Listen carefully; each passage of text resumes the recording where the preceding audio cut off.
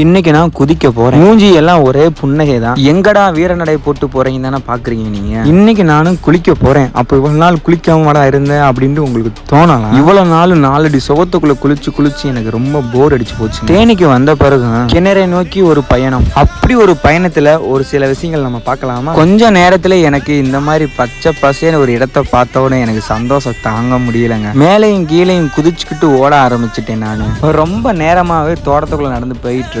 இது பேருங்க தொட்டாச்சி வீங்கி. ரொம்ப நேரமாவே இந்த மாதிரி தவி ஓடிட்டே இருக்கேன். கண்ணுல மட்டும் இந்த கிணறு தென்படவே இல்லைங்க. வாழை இலை தோட்டத்துக்குள்ள போன பிறகு குறுக்க மறக்க இது வேற நம்மளை இடிச்சுட்டே இருந்துச்சு. அது கூடயே எனக்கு சேர்த்து ஒரு பயமும் வந்துருச்சு. இந்த வாழை இலை தோட்டத்துக்குள்ள சினேக் பாபு அப்ப வந்து போவாருன்னு சொன்ன உடனே எனக்கு லைட்டா ஒரு பயம் வந்துருச்சுங்க. பல மணி நேரத்துக்கு அப்புறம் இப்படி அப்படி போயிட்டு ஃபைனலா அந்த லொகேஷன் வந்து பார்த்தா இந்த ஏரியாவிலே வட்டாத கிணறு ஏன் கிணறு தாத்தா. தண்ணி பாசம் பிடிச்சு போச்சுங்க.